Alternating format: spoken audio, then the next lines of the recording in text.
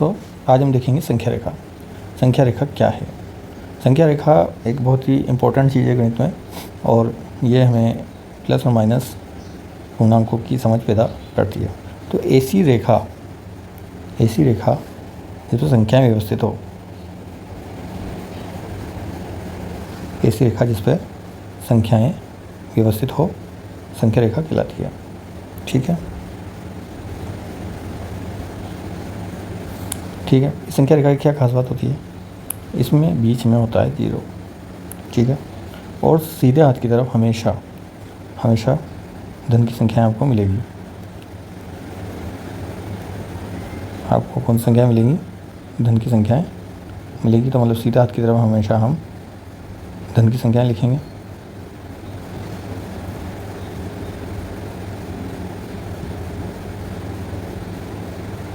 और उल्टा हाथ की तरफ हम माइनस की संख्याएं लिखेंगे।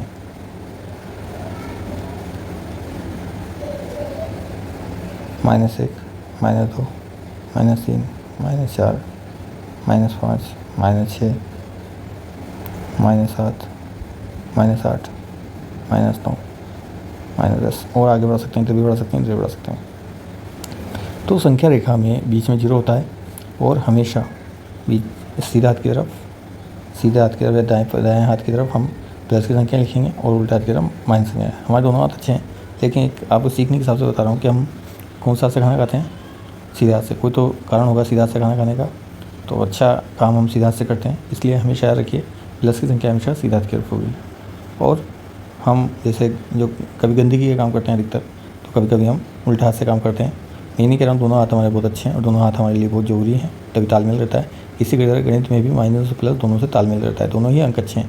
लेकिन सिर्फ याद रखने के लिए हम ये याद रखेंगे कि उल्टा हाथ की तरफ माइनस संख्या होंगी और सीधा हाथ जो अच्छे से काम करते हैं जिससे, वो उसमें प्लस की संख्या होंगी।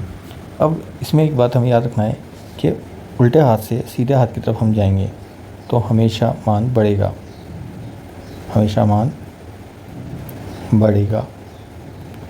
उल्टे हाथ से सीधे हाथ की तरफ इस दिशा में हम जाएं तो मान बढ़ेगा।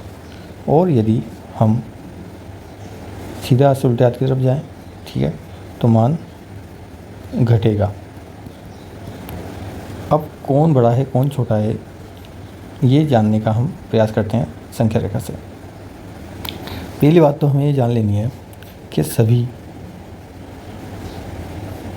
माइनस की संख्याएं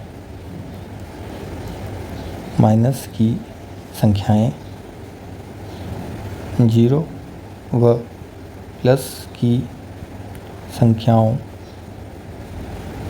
से हमेशा छोटी रहेगी।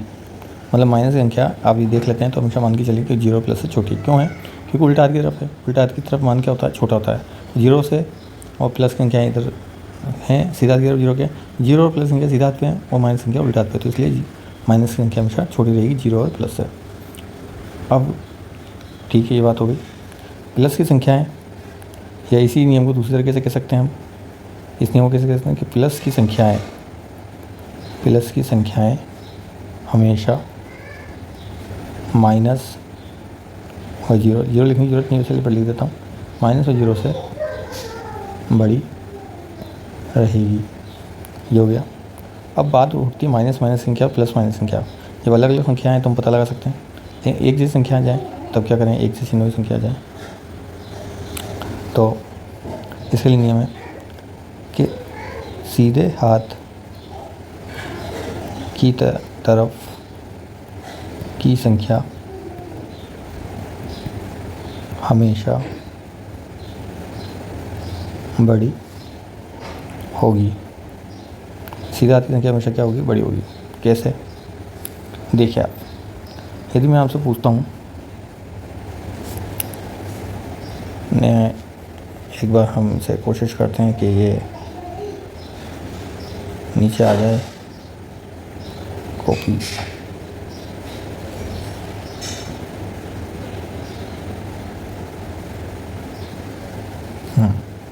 तो अब हम सीखते हैं, सवाल करते हैं।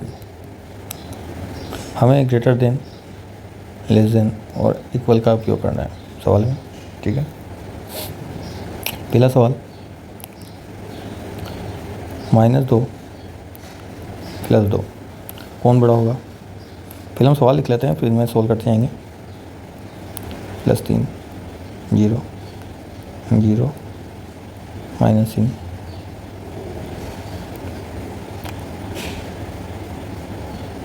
-4 -6 0 -1 -13 -1 +13 -13। ये सवाल हम सोल्व करते हैं। अब मैंने आपको बात सिखाया था कि बात सिखाई थी कि प्लस की संख्या हमेशा बड़ी होंगी, तो माइनस प्लस अलग अलग संख्या है, तो सीधी सी बात है प्लस संख्या बड़ा होगा। प्लस की संख्या 0 से हमेशा बड़ी होगी।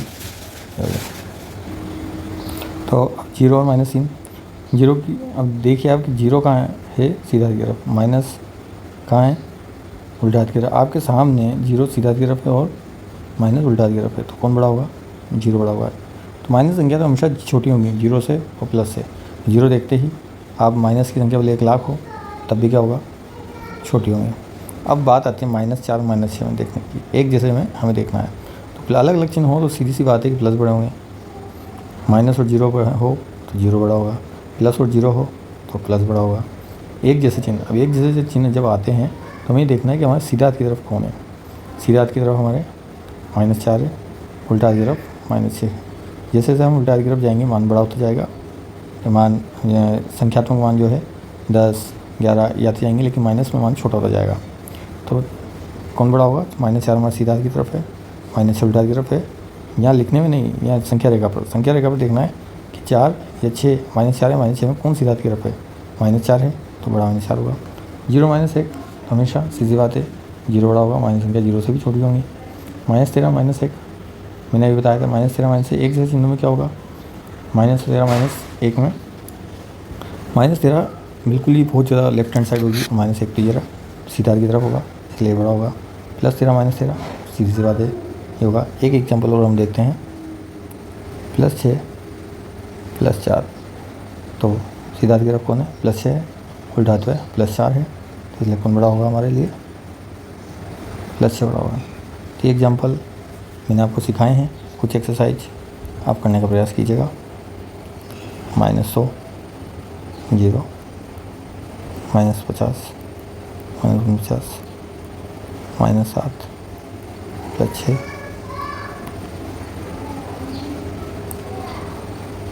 +7 -7 +7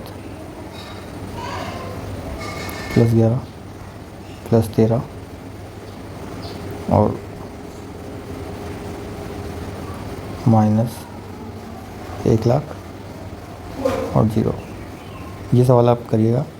मुझे पूरी उम्मीद है कि आपको समझ में आया होगा। समझ में नहीं आया तो कमेंट्स करिए और इन सवालों को सोल्व करिएगा और इन वीडियो को कई बार देखें, ठीक है? आपको, मुझे पूरी उम्मीद है आपको समझ में आएगा। संख्या रेखा वो सीधी चीज़ है, बस हमें समझ में आए।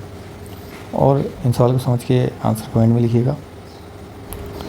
अब अगली बात यह है कि संख्या रेखा का उपयोग हम माइनस प्लस को सोल्व करने में कर सकते हैं, जिसका वीडियो हम अगले वीडियो में देखेंगे कैसे हम माइनस और प्लस को संख्या रेखा से सोल्व कर सकते हैं। और इस वीडियो को लाइक कीजिए, शेयर कीजिए और चैनल को सब्सक्राइब कीजिए, अपने दोस्तों के साथ शेयर कीजिए और नोटिफिकेशन बिल को ऑन कर लीजिए ताकि जब भी वीडियो आए आपको मिल जाए। और इसे कई बार देखिए, दोस्तों के साथ शेयर कीजिए ताकि आप सबकी मदद कर सकें। मदद करना बहुत ज़रूरी है इस दुनिया में। Thank you.